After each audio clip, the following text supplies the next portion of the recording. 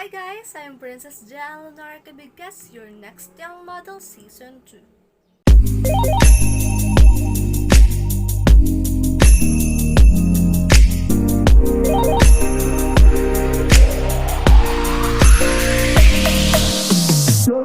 So, for today's video, magsasagot ako ng dalawang tanong na tinanong ng mga nagtanong. So, for today's video, magsasagot ako ng dalawang tanong na galing po sa Next Young Model page. Pero bago ko po umpisahan yung pagsagot sa mga tanong, gusto ko lang po munang i-shoutout at pasalamatan yung mga taong sumusuporta po sa akin, especially to Figurehead Talent Management Family. Sobrang thank you po kay Nanay Glo, kay Sir Clifford, kay Ate Kate, kay Ate Nixit, sa lahat po ng Figurehead Talent Management kasi sa walang sawang pagsuporta niyo po sa akin and kay ARTHEA David, sobrang salamat po sa inyong lahat. Of course, to my family, sa mama ko, sa papa ko, sa mga kapatid ko, sa lahat-lahat ng mga kapamilya, kapatid, puso, sa lahat ng pamilya ko, maraming salamat po. So, without further ado, let's start the Q&A portion. So, question number 1 from January Abatayo, sabi niya, Who are the reason why you want to pursue modeling? Nang una sa lahat, gusto kong i-pursue pag-model ko because of myself. Kasi dun ko na-express yung gusto ko and feel ko ang saya-saya ko pag ginagawa ko yun. And yun. Pangalawa, yung family ko. Yung family ko because through modeling, alam kong magiging successful ako. Kasi diba pag ginagawa natin yung mga bagay na ikasasaya natin, dun tayo mag-grow as a person and dun tayo magiging successful. Diba? Sabi nila, pero naniniwala ko sa kataga na yun. And the last, I want to empower woman. Gusto kong i-empower yung ibang katulad ko, mga ibang babae, na hindi porket maitim ako or pango ako is hindi na ako pwede sa modeling and hindi na ako pwedeng maging confident kung ano ako. Being a beautiful means you are confident and you can express yourself confidently.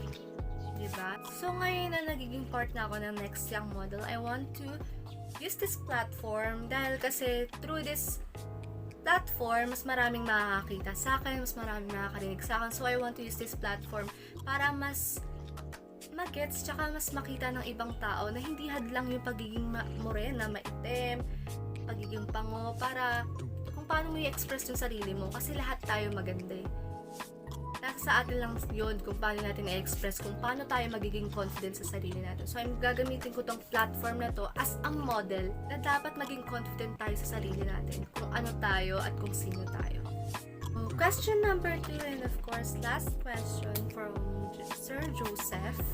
Sabi niya kung mabibigyan daw ako ng chance na magka-fashion show or makasama sa fashion show, saan ko daw ba gusto? Sa Paris or sa New York?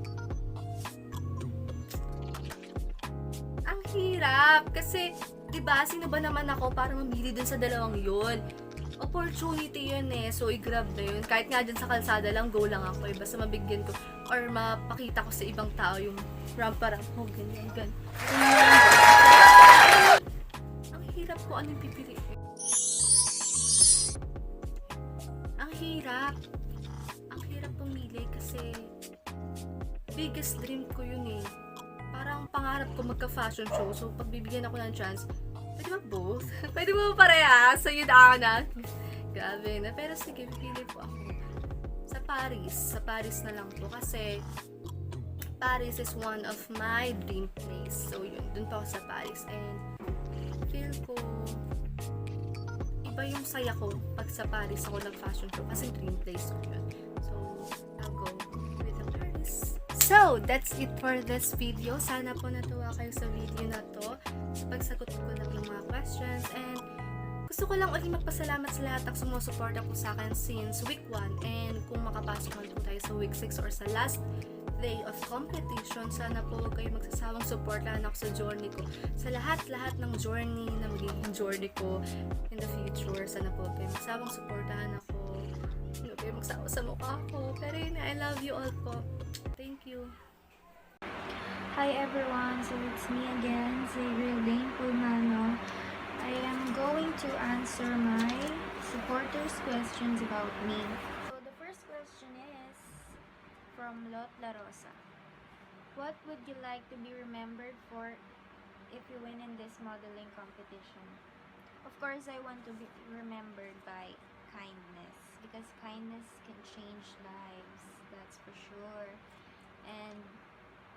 But I don't just want to remember for it. I want to be kind, compassionate, and ready to face the challenges, no matter if they will remember me for it or not. What's important to me are the values, opportunities, and learnings that I have learned in this competition. Forget about me, I'm fine with that, but I will never forget every bit of the competition. So the second question is from Saira Junsai. What makes you different from the other contestant? I think being peculiarity of style in clothing. That's it. So the fourth question is from Earl Baldosa. What do you think is your best assets or your edge among all of you? Being unique kind of model, beauty, charisma that I have. And the third question is from Kurt Castillo. Ano ang biggest advantage mo sa mga kalaban mo? My advantage over my model opponents is probably the beauty that I have and charisma. Kasi, you know, iba ko. The next question is from Faith Chu. What's your favorite makeup brand? My favorite makeup brand is Dream Cosmetics and Caroline, of course. Kasi doon lang tayo hindi na-allergy. So, the fifth question is from Jack Samson. Why do you think you're a good fit from this modeling? I think because I can overcome challenges and be a great role model. So, the sixth question is from Katrina Okada. What do you think is the most important values you should manifest in joining pageant or modeling like this? I think being responsible is to be responsible and be strategic in all battles or challenges. So guys, last question from Ezekiel Miranda. Who is your role model? I think Kendall Jenner, because she is one of the best runway model. That's it. Okay guys, so that's all for tonight. Bye! Hi, I am ALLIANAH NYM Season 2 model, and I am here to answer everyone's questions. Well, as a youth who have been pursuing many types of things, they are all my passion. I love supporting local products, I love pageantry, I love crowns, I love modeling, and also I do have some interest in acting. I would say that I would rather not choose. Why? Because I think that if it is our passion, we should pursue it. We do not need to choose. We just need our time to be managed equally for those things that we love and for things that are important in our lives and what we think that we might be able to use in the future. I'm still young and I would like to cherish every moment. Some tips on how to be a model, a proper model, is that just believe in yourself, because as a model, I did not believe in myself at first, because there were so many girls, like they were beautiful, sexy, and they were just well trained and perfect to be a model. That's why in this industry you need to believe, you need to have self-confidence, you need to improve your self-esteem, because if you do not believe in yourself, no one will believe in you. For those aspiring models that like me, is searching for their place in the modeling industry, I would like to tell you that I have a quote that someone told me that I would like to apply to my whole life as a model. In every difficulty, there is always an opportunity. Sometimes in this industry, you will feel that you are not enough, or there are things that is hard enough for you, and they're out of your comfort zone. But I would like to tell you that that challenge will not come to you if you cannot overcome it. That's why it's an advice, it's a quote that applies to me as a model. Next question is, how do you define beauty? For me, beauty is when you see your worth, not just as a model, but also as an individual. For me, beauty is something that is not just shown, it's something that is somewhat felt by a person. I think that beauty is being strong, being an independent model, man or woman.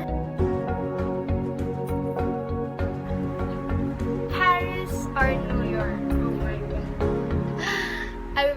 Those two places are my dream places. Like, Paris is the city of love and the center of fashion, but New York is where all dreams come true. I would like to go to both places since it is my dream destination. But first I would choose Paris. Why? Because it's the city of love, and also it's the center of all fashion. Like, I can prove myself there, and I can see things that are, that are unable to see locally, or learn things that is beyond my knowledge. And then I would go to New York for my dream to come true as a young model. I would like to go both cities, or I would like to go both destinations as well. Okay, that is all of the questions. Thank you so much for supporting me throughout week 1, week 2, and I hope you still support me this week 3. To my team ALLIANAH, I love you all and I appreciate your most efforts. I love you all. Thank you. These are all the questions for our next young model, ARTHEA J. David. Question from Anjanette Ornom. As an epitome model, what are the importance of makeup to you? As a role model, the importance of makeup for me is not just to enhance our physical features, but also to boost our confidence. As for me, makeup is a form of expression, and we shouldn't let other people decide on how we express ourselves. Remember that you wear makeup for yourself, not to impress others. Next question from Ira May Herrera. What advice would you give someone who is entering a pageant or modeling for the first time? As one of the models of NYM, I think my advice would something I constantly tell myself. My advice would be these 3 things. First, do all your best all the time. Second, do it for yourself. You're doing it for you to grow. And third, enjoy being beautiful. When you are doing these things, you know you're always winning. And question from Jermaine Torres. What are the things you want to accomplish when you become a model? I think what I want to accomplish is to constantly build my self-confidence and let that confidence shine to be an inspiration to others, that we are all beautiful in our own different ways. And question from Joseph Javier Lim Navarrete. If given the opportunity to do a fashion show, where would you rather go? Paris or New York? Why not both? As a risk taker and an opportunity grabber, I would go to any open door that would lead me to someone I want to be in the future. But if I have to answer this question, I choose New York, for I love the place and how they give importance to modeling, which I totally love doing. Question from Lorraine Marie Lara Lagunero. If you will be the face of NYM this year, what will you do to encourage women to be part of NYM, and what are the characteristics do you have and able to inspire us? If I were given a chance to be the new face of NYM, what will I do is to encourage women to empower themselves. We are always about empowering others, when in fact, empowerment will always start within yourself. And with that being said, I want to be that image of woman, an epitome of beauty with no packages of standard, by possessing characteristic of authenticity and bravery. I want to inspire others by being real with who I am and being brave to be seen. That would be all. Thank you.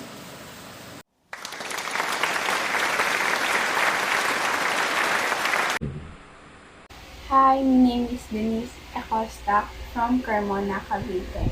So ngayon po, I'm going to answer some questions from my supporters.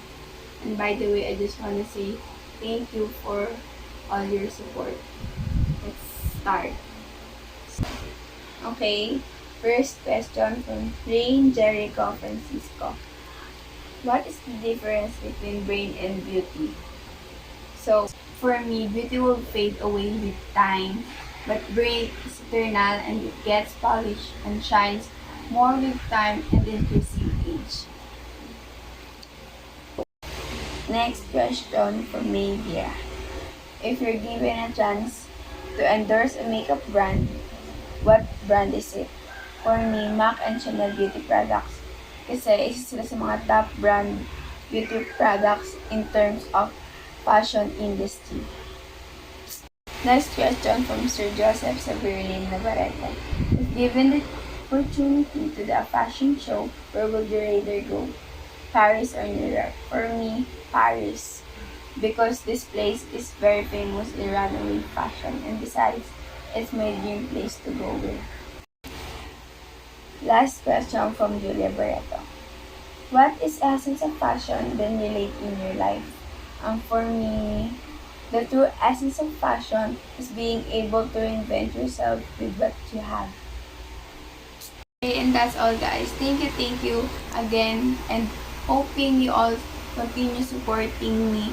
Thank you, NYM. Thank you, Coach Yan. Bye-bye.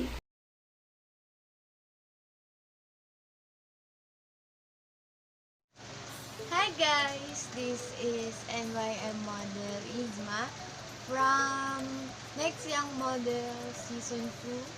And ngayon, sasagutin na natin yung mga tanong na natanggap ko at mga kinoment dun sa pinost dun sa page ng NYM.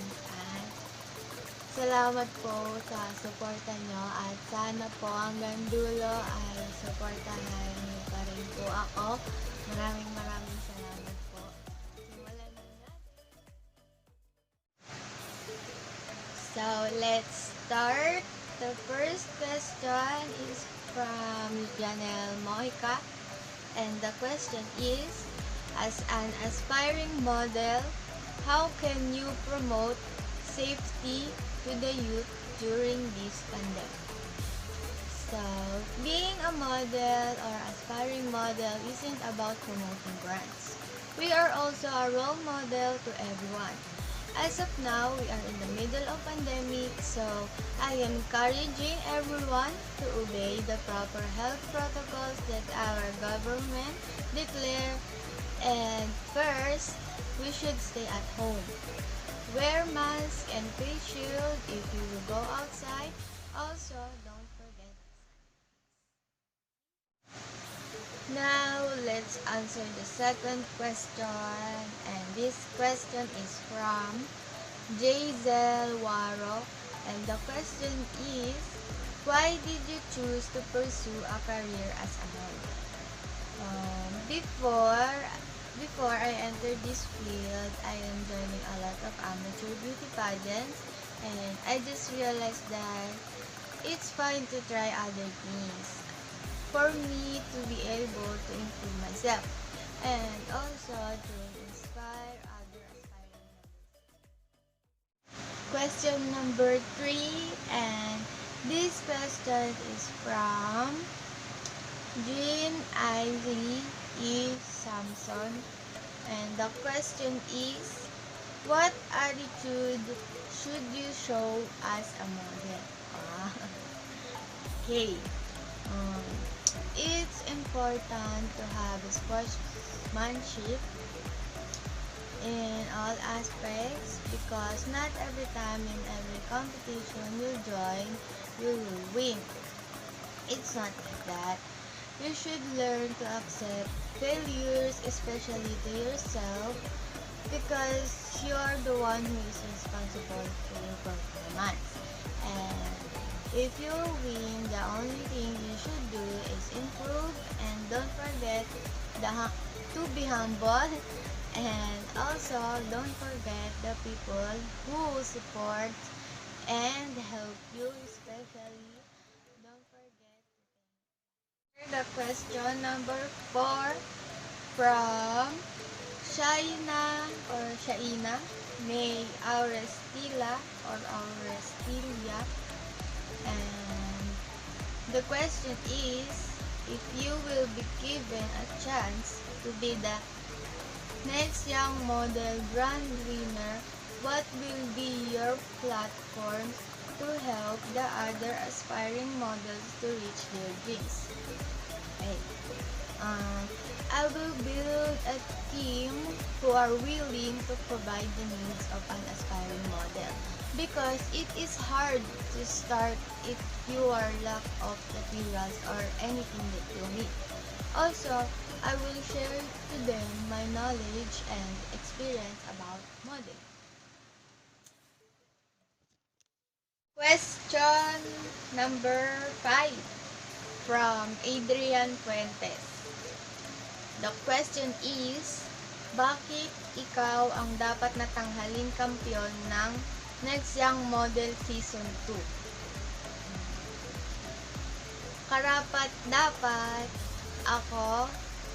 Dapat ako sa tingin ko na maging kampiyon ng NYM Season 2, dahil alam ko na habang tumatagal at dumadami ang challenge na binibigay sa amin, ay nagagawa ako ng tama at naibibigay ko ang lahat sa abot ng aking makakaya, at bawat challenge naiintindihan ko at natututo ako sa mga pagkakamali ko nung mga naunang challenge.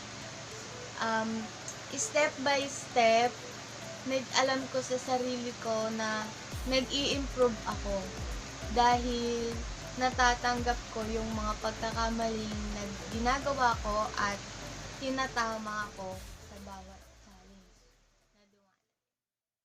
The next question is from Sir Joseph Javier Lim Navarrete, and the question is, to our top 9, if given the opportunity to do a fashion show, where would you rather go? Paris or New York? I'd rather go, I think, Paris or New York. Paris, pwedeng dalawa na. Pwede pong dalawa na lang, pero final answer po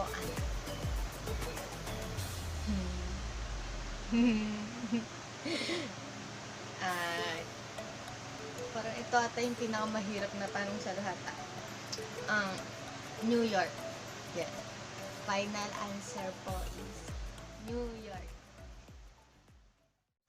Last question is from Andrea Banico.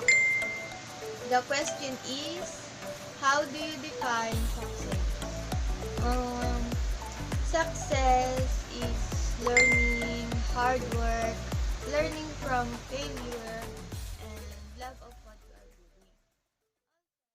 That's all, and I hope na nasagot ko ng maayos yung mga tanong nyo. Sana na-satisfy kayo. At ayun ang aking opinion, aking sagot, naisip ko, aking naisip. And maraming salamat po sa pagsuporta niyo sa akin. Sana po, suportahan niyo pa po ako hanggang sa dulo pa po, hanggang tumagal. Sana po palagi niyo po akong suportahan sa team ko, Team YZMA. Team YZMA lakas. Team YZMA lakas. Let's go! Let's G! Sana kaya natin to. Pupush natin to hanggang dulo. Pupush natin to hanggang dulo. Sana manalo. Sana talaga. Sana pala rin tayo. Kaya natin to. Nagpapasalamat ako sa inyo sa lahat ng suporta nyo, especially kay Mama, kay Ate Plus, na nag-picture sa akin, nag-video, ang aking photographerist, and kay Ate Eli, kay Ate Don, na nagme-makeup din sa akin, kay Mama, na ang stylist ko, ang lahat-lahat, taga-tahi ng damit ko, at siya lang po yung gumagawa ng mga damit ko. Siya lang din po yung nagde-design nun. Di po kami gumagastos ng malaki. Siya lang po talaga nag-style sa akin. Kay Tita Helen din po. Tita Helen Puentes. Thank you. At sa ninang ko, Ninang Lenle, kay Tita Naneng, kay Tita Jeng, kay Papa, si Papa, kay kanino po ba? Sa inyong lahat, sa lahat. Hindi ko na mabanggit lahat, sa inyong lahat. Maraming salamat po. And supportahan niyo pa po ako hanggang dulo. Let's G! Team